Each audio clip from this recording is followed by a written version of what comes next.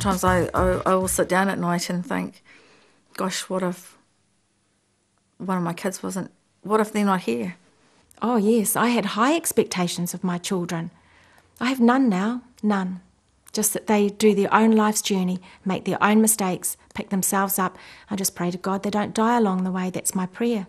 You know, my young boy, I remember he said that to me one time, you never say sorry. And I got a fright, and it's like, you know, I'm the parent, you know, I don't say sorry, sort of, I don't need to, but actually I realise a bit different now that, you know, that actually he had a point there. So like one day you get this totally rational person who's just lovely, credit to society, works hard, and on the other side you can wake up the next day, or it can be, and it's a black mood, the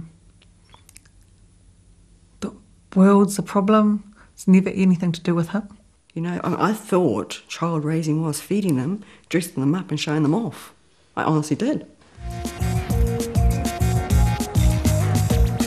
It was a real try, yeah, of what our limits were and what we could push them to. So we were all throwing up many times. Things got worse and worse. Every weekend there was an incident. I was chasing her. I didn't know where she was. There was parties she shouldn't have been at. And every week at school, I was waiting for a phone call on Monday. Majority of people know their limits. Like, they can drink till they can barely walk, but they don't drink. They don't drink until they just fall down. They drink until they're like sloshed and they're falling down and stuff, but they still know what they're doing. I look at the smoke burns and the cuts on her arms, and I think, wow, I wasn't around for her. I wasn't there for her. But I can't take back what's been done. We can only learn from it. He became very aggressive and abusive and, in fact, dangerous, I think. Dangerous to himself and certainly dangerous to us. I paint bombed the principal's car. Yeah, it wasn't too flash hot. And it was a very difficult time for me, really, because in one way there was a lot of myself I saw in him, you see, that was constantly, it was like there was a little me constantly attacking me, you see. Oh, well, I wasn't really expelled, I was asked not to come back.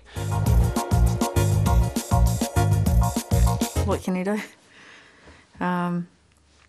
You can tell him that if he's going to come into your house that he's not to use drugs, you can tell him and tell him and tell him. The final straw was when Jacqueline was offered marijuana during the day, just out at school. Yeah, it wasn't anything different. It was kind of pretty normal to get stoned, you know, before school or at lunch. We had friends round for dinner one night and he just dialed out over something. I can't remember what it was even over, but he was actually out in the backyard smashing up our car and everyone else's car that was out there, including his own. He was so nasty and so aggressive, and I was quite frightened for my life. You could see it in his eyes more than anything. You know, you used to ask him, you know, what are you on? And if you ask someone that drinks and gets drugged and takes drugs, why do they do it? They say, oh, it makes me feel good. Well, what is it about you that feels bad? You think, oh, things are going really well, and you hate it, you dread it when you go out with people and people say, oh, what are your kids doing? And I hate it. I like going out with the people that know and no one else. The first thing that you do when your child goes off the rails is you blame yourself, your parenting, your attitude, what you'd done wrong. I yelled, I screamed, and I didn't deal with it in a very good way. And I said to him, well, if he does come into this house, then he has to go to counselling. The counsellor was good. We talked over heaps of stuff, like family issues from my parents breaking up that I had thought I'd dealt with when I really hadn't, and so that was good. Whanaungatanga has this wonderful word in the middle of it. It's a big, huge word, Whakawhanaangatanga, got 50 billion letters. But right in the middle of it is this word o. Now in Māori, o means me. Okay? Whakawhanaangatanga, right in the middle, and if we take that o out of there, everything else falls to bits. There's nothing else. O must be well. I had to accept the sex, I had to accept the drugs, I had to accept the drinking, yes. And I have to be here for her with a clear mind. But I did a program through the school called the GAIN program, and I learnt strategies, how to approach her in a non-threatening way. I think they're concerned just because they want us to have the best options available to us, and they want us to experience life like positively and not altered by anything. It taught me how to let go, taught me how to detach and disengage from their behaviour, taught me how to still be able to cuddle them and tell them I love them but don't like their behaviour.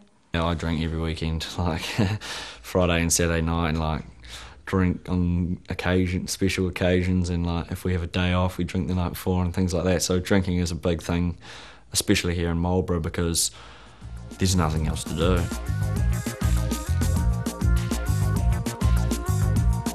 She was all about me with my son. It's a constant attack on me. Me, what about me? What's the neighbours thinking about me? And, it was never ever about him. It was always because he reflected me. And so it was difficult for me and my son. It was more easy to be angry than to be compassionate with him because, he's a man now, he's 18, he's doing this because he's doing it against me. I'm going to put my foot down. And really, he just wanted me to love him, Yeah, I've had to learn that.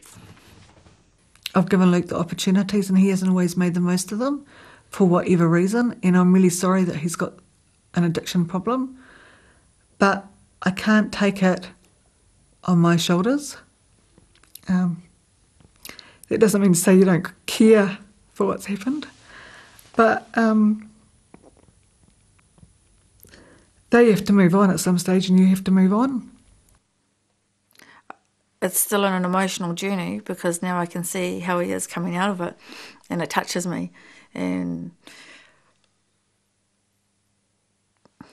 I have got my son back. It's been so many years.